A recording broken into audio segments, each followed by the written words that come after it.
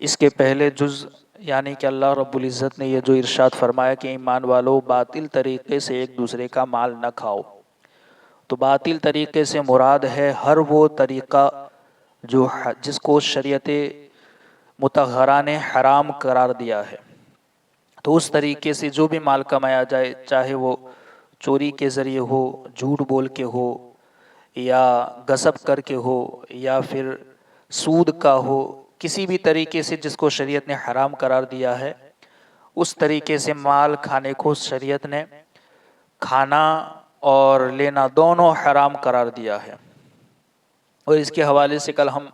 کچھ وعیدیں احادیث کی صورت میں سن چکے۔ آگے تجارت کے حوالے سے کچھ فضائل ہیں، وہ سماعت فرما لیں، کیونکہ ہر مال حرام نہیں جو مال تجارت ہو، جیسا کہ اللہ نے فرمایا اے ایمان والو باطل طریقے سے آپس میں ایک دوسرے کے مال نہ کھاؤ، البتہ یہ ہو کہ تمہاری باہمی رضامندی سے تجارت ہو، یعنی کہ خریدنے والا اور لینے والا، بیچنے والا دونوں اگر کسی سودے پر راضی ہو تو یہ تجارت اور یہ مال اس طریقے سے کمایا ہوا یہ حلال بھی ہے۔ مگر دونوں میں سے کوئی ایک فریق اگر ناراض ہے تو پھر اس طریقے سے تجارت بھی جائز نہیں ہے، جیسا کہ کسی کا ضبط کیا ہوا پراپرٹی ہو، مال ہو، کسی کی بھی پراپرٹی آج کل ضبط کی ہوئی اس کی نیلامی ہوتی ہے،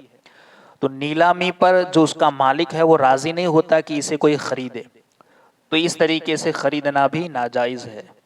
فریقین دونوں راضی ہوں جس سودے پر تو وہ جائز ہے۔ اب تجارت کے کچھ فضائل ہیں، اس کے کچھ آداب ہیں، وہ سماعت فرما لیں۔ احادیث میں تجارت کے بے شمار فضائل بیان کیے گئے ہیں، اور ہمارے اکثر بزرگان دین تجارت کرتے رہے، بلکہ اللہ کے رسول صلی اللہ تعالی علیہ وسلم بھی تجارت کرتے تھے، اور صحابہ میں سے اکثر صحابہ تاجر تھے۔ تو تجارت کے احادیث میں بڑے فضائل بیان کیے گئے ہیں، ان میں سے یہاں 4 حدیثیں ذکر کی جا رہی ہیں۔ فرماتے ہیں حضرت ابو سعید خدری رضی اللہ تعالی عنہ سے روایت ہے، حضور پر نور صلی اللہ تعالی علیہ وسلم نے ارشاد فرمایا،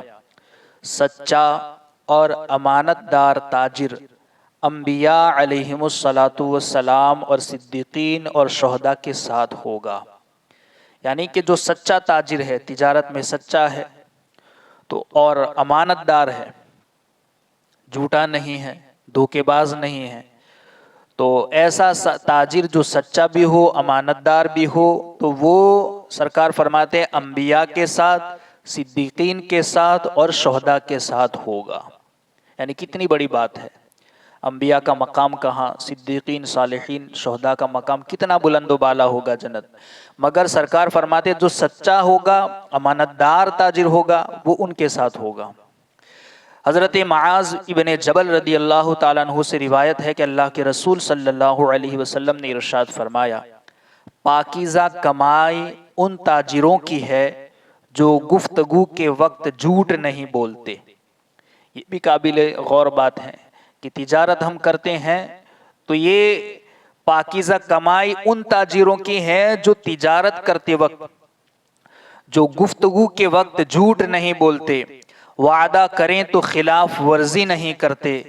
جب ان کے پاس امانت رکھی جائے تو خیانت نہیں کرتے، جب کوئی چیز خریدیں تو اس کی برائی بیان نہیں کرتے، اور جب کچھ بیچیں تو اس کی تعریف نہیں کرتے۔ کیا کیا کہا کہ جب کوئی چیز خریدیں تو وہ اس کی برائی بیان نہیں کرتے، اور جب کچھ بیچیں تو اس کی تعریف نہیں کرتے، جب ان پر کسی کا آتا ہو تو دینے میں پسو پیش نہیں کرتے، یعنی کسی کا کچھ نکلتا ہو ان کے اوپر تو دینے میں پسو پیش نہیں کرتے، اور جب انہوں نے کسی سے لینا ہو تو اس پر تنگی نہیں کرتے، یعنی کہ مہلت دیتے ہیں، آسانی کے ساتھ اسے وقت دیتے ہیں کہ جتنی آسانی سے وہ ہمیں ادا کر دے وہ کر دیں، تنگی نہیں کرتے، اور جسے دینا ہو اسے پسو پیش نہیں کرتے، نکلتا ہے تو وہ دے دیتے ہیں۔ یہ ایسے لوگوں کی کمائی پاکیزہ کمائی ہے۔ فرمایا پاکیزہ کمائی ان تاجروں کی ہے جو گفتگو کے وقت جھوٹ نہیں بولتے، وعدہ کریں تو خلاف ورزی نہیں کرتے، ان کے پاس امانت رکھی جائے تو خیانت نہیں کرتے، جب کوئی چیز خریدیں تو اس کی برائی بیان نہیں کرتے، اور جب کچھ بیچیں تو اس کی تعریف نہیں کرتے۔ آج کل دیکھا بھی جاتا ہے کہ میں سب کی بات نہیں کر رہا، مگر کچھ ایسے بھی ہوتے ہیں کہ اگر کوئی چیز خریدنے جاتا ہے اور اگر قیمت میں تھوڑا بہت ادھر ادھر ہوتا ہے تو بولے کہ فلانی جگہ یا فلاں آدمی اتنے میں دے رہا ہے،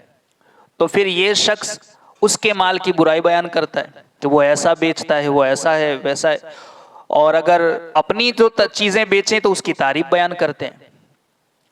تو اچھا تاجر وہ ہیں کہ جب کوئی چیز کسی سے بھی خریدیں تو اس کی برائی بیان نہیں کرتے، اور جب وہ خود بیچیں تو اس کی تعریف نہیں کرتے،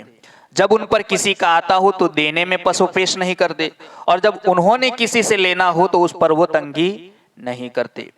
تیسری حدیث حضرت رفاعہ رضی اللہ تعالیٰ عنہ سے روایت ہے کہ اللہ کے رسول صلی اللہ علیہ وسلم نے ارشاد فرمایا، قیامت کے دن تاجر فاسق اٹھائے جائیں گے سوائے اس تاجر کے کہ جو اللہ عز و جل سے ڈرے، بھلائی کرے اور سچ بولے، یعنی کہ تاجر فاسق اٹھائے جائیں گے، اور اس تاجر کے علاوہ یعنی کہ جو اللہ سے ڈرنے والا ہو، تجارت کرتے وقت اللہ سے ڈرتا ہو، سچا ہو، امانت دار ہو، تو ایسے تاجر وہ تو بھلے ہیں اور سچوں کے ساتھ ان کا حساب و کتاب ہوگا، مگر ان کے علاوہ جو جھوٹ بولتے ہیں اور خیانتیں کرتے ہیں تو ان کے حوالے سے یہ کہا کہ وہ فاسق اٹھائے جائیں گے۔ حضرت حذیفہ رضی اللہ تعالیٰ عنہ سے روایت ہے کہ نبی کریم صلی اللہ علیہ وسلم نے ارشاد فرمایا، تم سے پہلے لوگوں میں ایک شخص تھا جس کے پاس اس کی روح قبض کرنے فرشتہ آیا تو اس سے کہا گیا کیا تو نے کوئی نیکی کی ہے؟ سرکار فرماتے ہیں کہ تم سے پہلے ایک شخص تھا کہ اس کی روح قبض کرنے جب فرشتہ آیا تو اس سے کہا گیا کہ کیا تو نے کوئی نیکی کی ہے؟ اس سے پوچھا گیا، وہ بولا میں نہیں جانتا۔ اس سے کہا گیا غور تو کر، یعنی غور و فکر تو کر، کچھ کیا ہو؟ تو کہنے لگا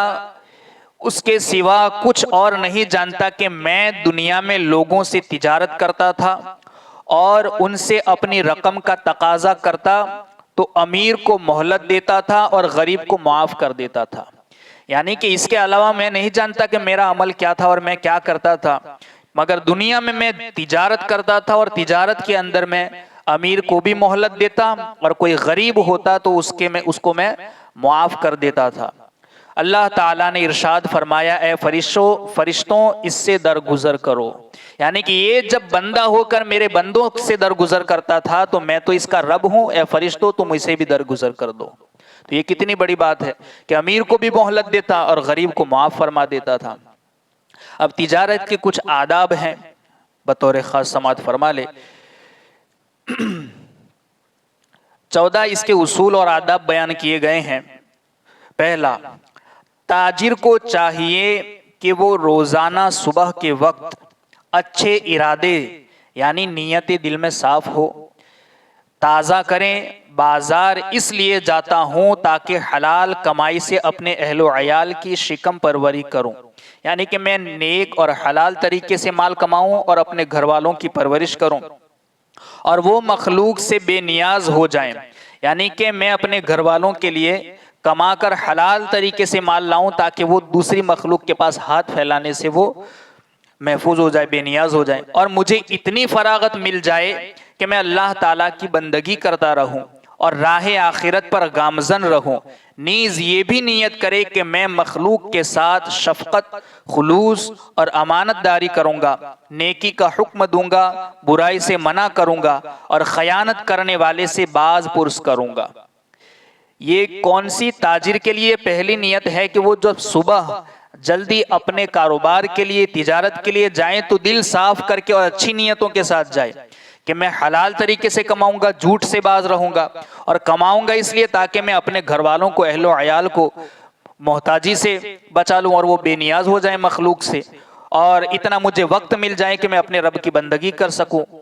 نمازیں پڑھ سکوں اور اب کی عبادت کروں، آخرت کی تیاری کر سکوں۔ دوسرا اصول یہ ہے کہ تجارت کرنے والا جعلی اور اصلی نوٹوں کو پہچاننے کا طریقہ سیکھے، یعنی کہ اس کے لیے یہ بھی جاننا ضروری ہے کہ کون سی نوٹ نقلی جعلی ہے اور کون سی اصلی ہے، تو یہ طریقہ بھی اسے پتہ ہونا چاہیے، اور نہ خود جعلی نوٹ لے اور نہ کسی اور کو دے،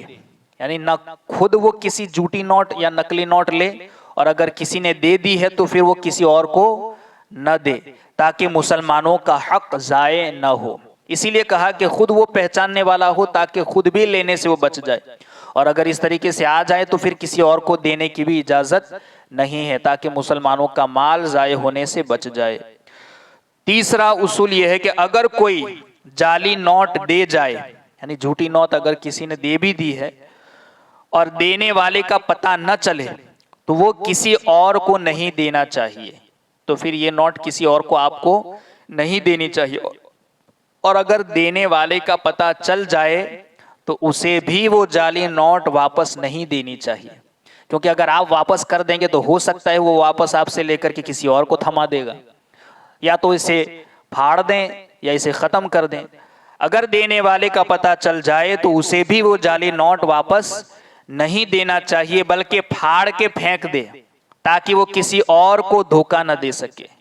تو یہ تاجر کے لیے کچھ آداب ہیں کہ پہلے تو وہ اچھی نیتوں کے ساتھ جائے، دوسرا یہ کہ نوٹوں کو پہچاننے کا ہنر ہو، اور اگر آ جائے تو پھر کیا کرے، کسی اور کو نہیں دینی چاہیے،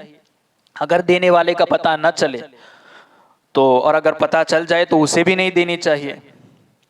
چوتھی بات کہ اپنے مال کی حد سے زیادہ تعریف نہ کرے، جو بھی مال وہ بیچنے والا ہے تو حد سے زیادہ اس کی تعریف نہیں کرنی چاہیے، کیونکہ یہ جھوٹ اور فریب ہے۔ حد سے زیادہ جو ہے وہ بتانا چاہیے،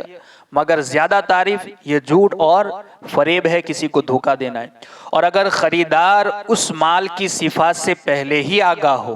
یعنی اس مال کی جو اہمیت ہے اور اس کی صفات ہے کہ یہ کس کیٹیگری کا مال ہے، اگر وہ پہلے سے آگاہ ہو تو اس کی جائز اور صحیح تعریف بھی نہ کرے کہ یہ فضول ہے، اور اگر خریدنے والا پہلے ہی سے آگاہ ہے کہ یہ کس قیمت کا مال ہے تو پھر اس کے سامنے اس کی جھوٹی تعریف نہیں کرنی چاہیے، کیونکہ یہ پہلے سے آگاہ ہے کہ یہ کیسا مال ہے، تو اگر اس کے بعد بھی جب آگاہ شخص کو بھی آپ تعریف کر کے بتائیں گے تو یہ فضول ہوگا، کیونکہ وہ جانتا ہے کہ یہ کیسا مال ہے۔ پانچویں چیز کہ عیب دار مال ہی نہ خریدے، اور اگر خرید لے تو دل میں یہ عہد کرے کہ میں خریدار کو تمام عیب بتا دوں گا۔ پہلا اصول تو یہ ہے کہ آپ عیب دار مال نہ خریدیں، اور اگر خرید لے تو پھر دل میں یہ عہد کر لے